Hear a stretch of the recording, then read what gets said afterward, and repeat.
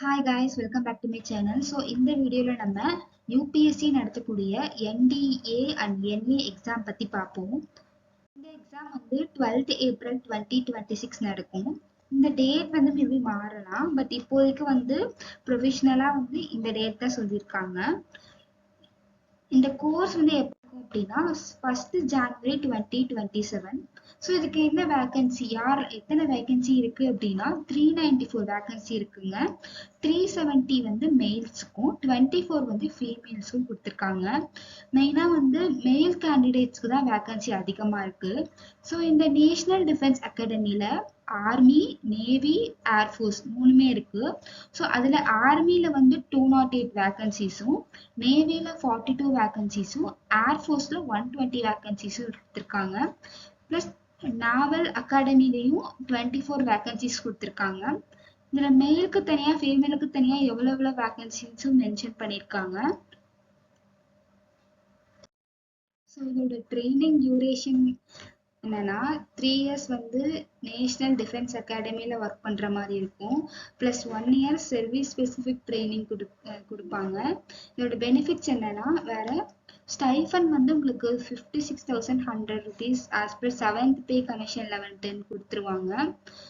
So வேற என்ன benefits இருக்கும் அப்படின்னா உங்களுக்கு food, accommodation, books, uniforms and kit, அப்புறம் medical treatment and health care எல்லாமே ப்ரொவைட் பண்ணிடுவாங்க. ஸோ இதுக்கு வந்து ஃபீஸ் வந்து 100 rupees தான், ஆன்லைன் ரெஜிஸ்ட்ரேஷன் தான். ஸோ இதுக்கு வந்து ஃபீமேல் கேண்டிடேட்ஸ்க்கு வந்து ஃபீஸ் பே பண்ண தேவையில்லை. SC STயில் இருக்கவங்க plus wards of JCO, NCO, ORs, இந்த சைனிக் மிலிட்ரி ஸ்கூல்ல எல்லாம் படிப்பாங்க இல்லையா, அவங்கெல்லாம் வந்து இந்த ரெஜிஸ்ட்ரேஷன் ஃபீஸ் பே பண்ண தேவையில்லை. எலிஜிபிலிட்டி கண்டிஷன்ஸ் என்னன்னா நேஷனாலிட்டி இந்தியன் சிட்டிசனாக இருக்கணும். ப்ளஸ் வந்து மேரிட்டல் ஸ்டேட்டஸ் வந்து அன்மேரிடாக இருக்கணும். மேல் அண்ட் ஃபீமேல் ரெண்டு பேருமே வந்து அன்மேரிடாக இருக்கணும். ப்ளஸ் ஏஜ் என்னன்னா என்ன சொல்லியிருக்காங்கன்னா 2007 ஜூலை 1க்கு முன்னாடியோ இல்லை 2010 ஜூலை 1க்கு அதுக்கப்புறமும் வந்து பிறந்திருந்தா இந்த எக்ஸாம் எழுத முடியாது. எஜுகேஷன் குவாலிஃபிகேஷன் என்னன்னா ஆர்மி விங்குக்கு 12th கிளாஸ் பாஸ் பண்ணா போதும். ஏர்ஃபோர்ஸ், நேவி அண்ட் நேவல் அகாடமிக்கு 12th pass with physics, chemistry, mathematics இந்த சப்ஜெக்டை எடுத்திருப்பாங்க இல்லையா, அவங்க வந்து இந்த எக்ஸாமுக்கு அப்ளை பண்ணிக்கலாம். ஸோ எல்லாமே வந்து எல்லா கேண்டிடேட்ஸுமே வந்து அவங்களோட ப்ரூஃபை வந்து 10th டிசம்பருக்குள்ள சப்மிட் பண்ணியிருக்கணும் of 2026.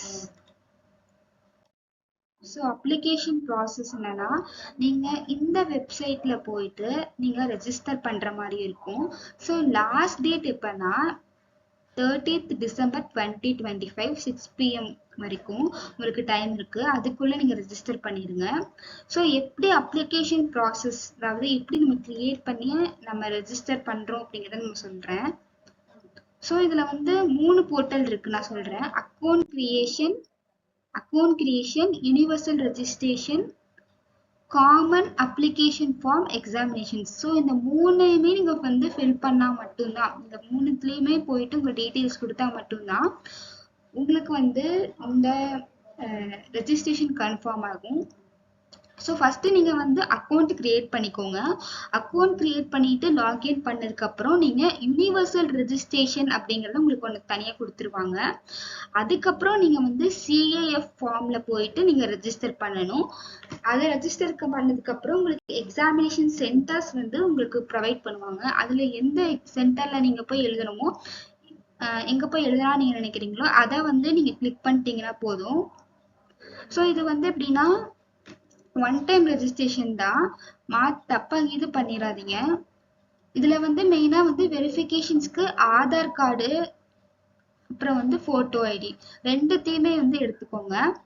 இந்த CAF ஃபார்ம் ஃபில் பண்ணும்போது உங்கள் ஃபோட்டோவை வந்து லைவ் ஃபோட்டோவை அப்டேட் பண்ணிக்கோங்க. நீங்கள் அதாவது இதுக்கு முன்னாடி எடுத்த ஃபோட்டோ, பழைய ஃபோட்டோ, ஓல்டு ஃபோட்டோஸ் எல்லாம் வந்து வேணாம். சின்ன வயசில் எடுத்த ஃபோட்டோ அதெல்லாம் அப்லோட் பண்ணக்கூடாது. இப்போ லைவாக இப்போ வந்து நீங்கள் எடுத்த ஃபோட்டோ கேப்சர் பண்ணியிருப்பீங்களா, அதை வந்து CAF ஃபார்மில் அப்லோட் பண்ணிக்கோங்க. ஸோ இது வந்து கரெக்ஷன்ஸ் அதுக்கப்புறம் வந்து பண்ண முடியாது, ஒன் டைம் தான். ஸோ பார்த்து பண்ணுங்க. ஸோ செலெக்ஷன் ப்ராசஸ் என்னன்னா ரிட்டன் எக்ஸாம் இருக்கும், மேத்தமெட்டிக்ஸில் ஜென்ரல் எபிலிட்டி டெஸ்ட்டில் இருக்கும். ஸோ நான் வந்து இந்த என்னென்ன சிலபஸ் ஃபுல் சிலபஸையுமே வந்து நான் வந்து டிஸ்கிரிப்ஷனில் பின் பண்ணிடுறேன். ஸோ அந்த டாபிக்ஸை மட்டும் நல்லா பார்த்துக்கோங்க.